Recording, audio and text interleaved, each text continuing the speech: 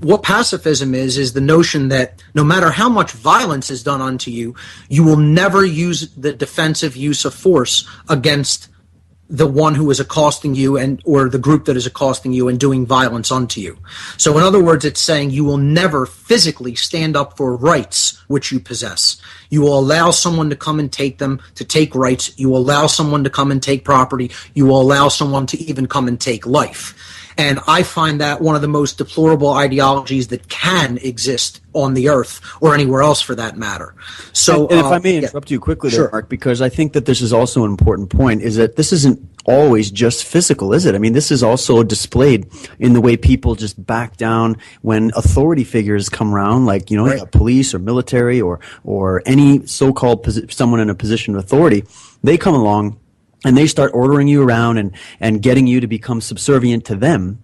Right. And we see the same mentality displayed there. So they're not even going to defend themselves physically, of course, but not even psychologically or verbally to stand up and say and speak their mind and to say, no, I'm going to say no to this. I don't agree with it. Here's my line in the sand. So we see this displayed all across the board here. See, it would be even more accurate, David, to call this passivism.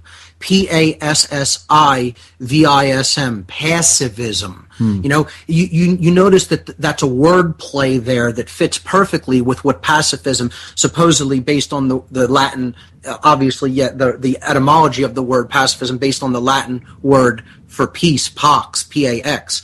But really, it's so telling that when we're saying the word pacifism, we're saying the word passivism. Okay, it's being passive and laying down when aggression is being done unto you.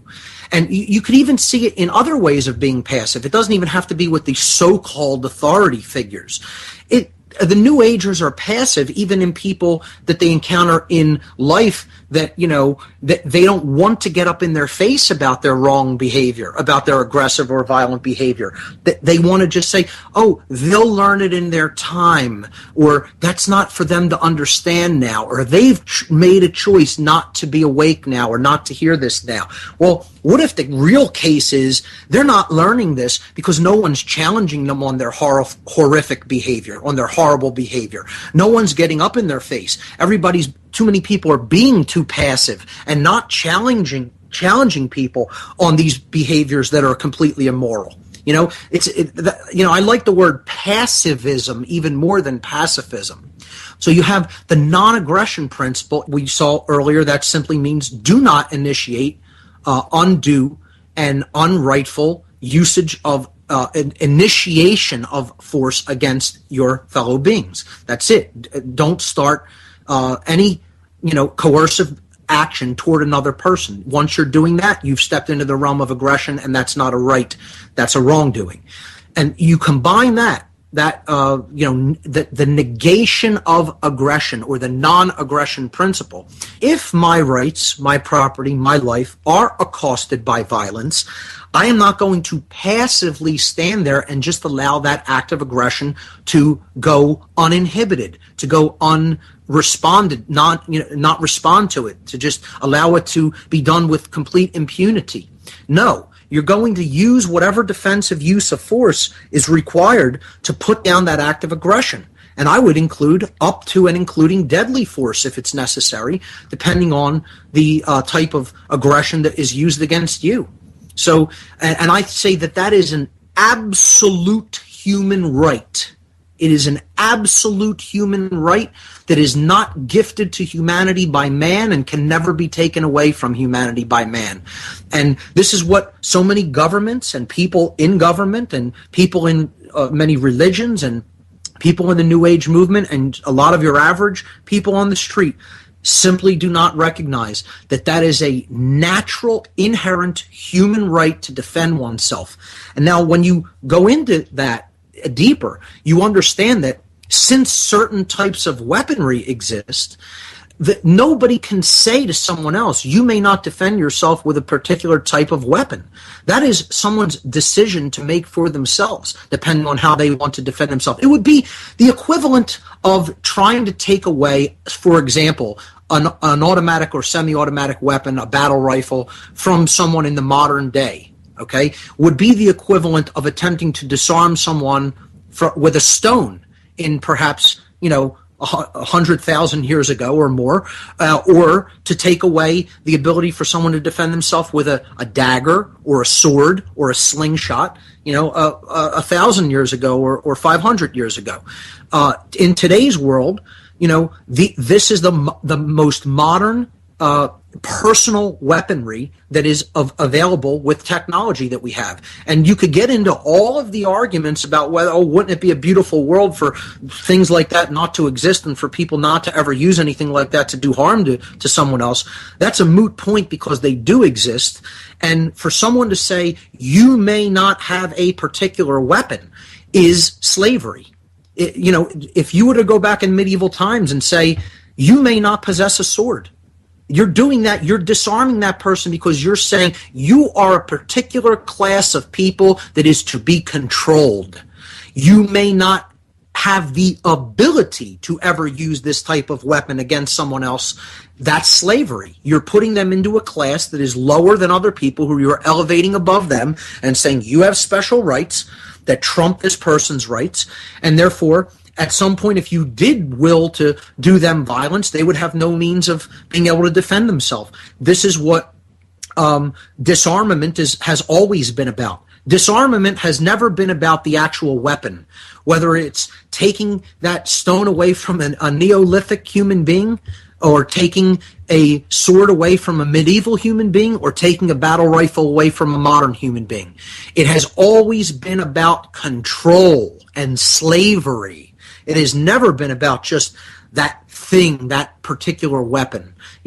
Sword control back in medieval times was slavery, ladies and gentlemen. It wasn't about the sword. It was about control. Gun control in the modern day isn't about the guns. It's about the control. It's a form of taking away the ability of someone to engage in the self-defense principle, which is a natural human right if they come under attack by violence. And I think it's something that has to be understood at a very deep philosophical level, and unfortunately, not only don't many people understand it, many people seem to have their minds so dumbed down and so brainwashed by modern propaganda of the state that they seem incapable of understanding this as a natural human right. Oh, most definitely. And we have seen, if you go back and look throughout history, that's what we've seen. We've seen kings and queens and rulers and whatever just taking over the ability of the average human being to defend their property, to defend their land, because of course it doesn't serve the interest of the tiny few that have, they have maybe more advanced technology, but they don't have the numbers of military or paid military soldiers to go out and enforce these laws that they want to bestow upon the people. So the best thing to do is to keep them starving, keep them working, dumb them down, keep them in fear, and also to keep them disarmed. So, I've studied martial arts my whole life, and a lot of the weapons that I actually train with, they come from farmers, farm tools that they were forced to find a way to develop a weapon they could use to defend themselves because they were disarmed. They weren't allowed to carry the sword, they weren't allowed to carry the spear or to carry the bow and arrow. So they had to develop farm tools and to secretly train methodologies of how to defend themselves.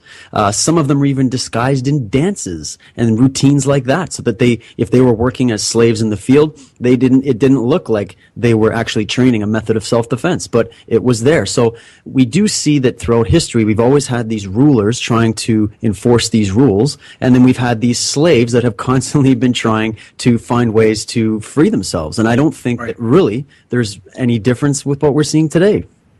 Absolutely. It's the same thing, history just repeating itself because people still haven't learned the lesson that it was attempting to teach them through the suffering that has always happened in the past through these acts of confiscation of weapons, always inevitably followed by some type of genocide or Holocaust.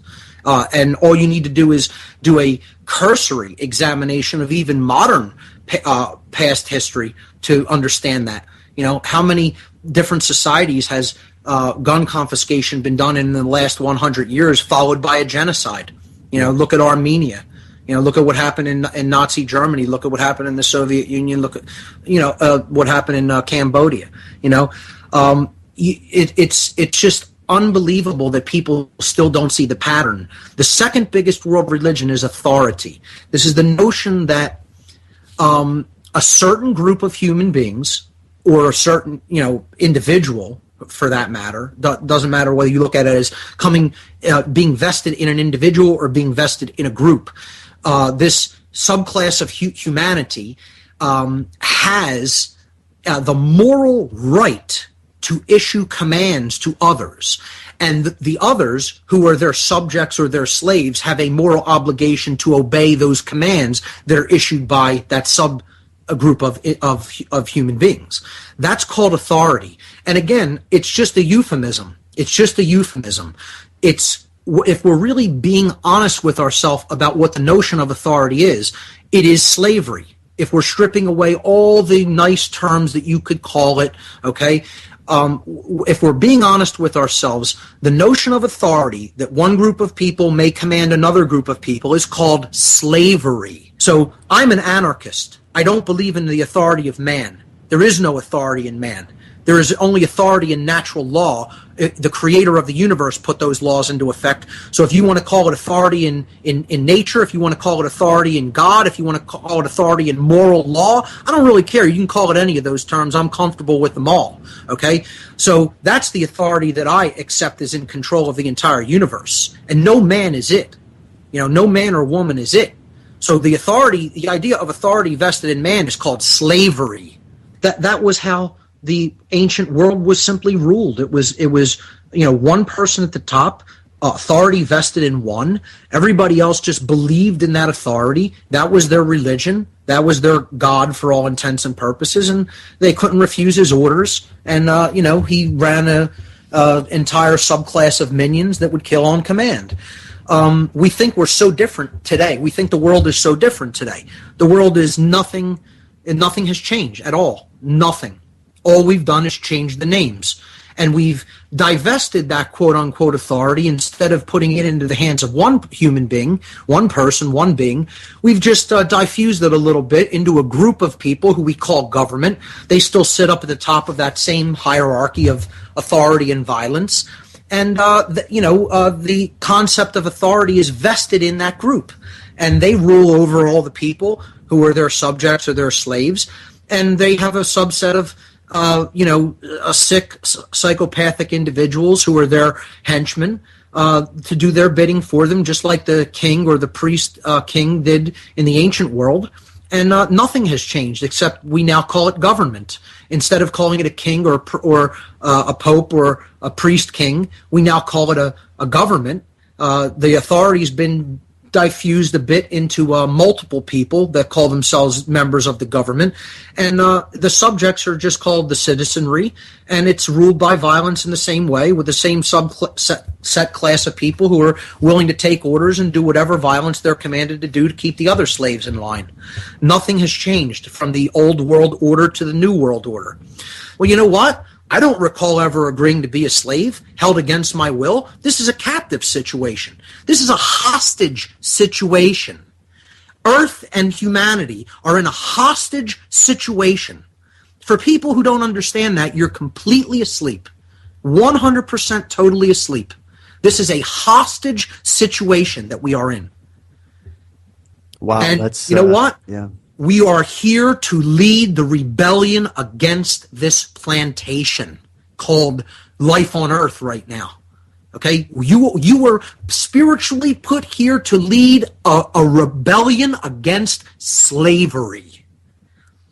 And the New Age movement has done a beautiful job hijacking that rebellion. A beautiful job. You need to resist tyranny. You need to resist evil. Okay? Not stand down and accept it and let it run roughshod all over the earth unchallenged. That's not being a spiritual human being. That's just laying down. And laying down is defeat, and resistance is victory.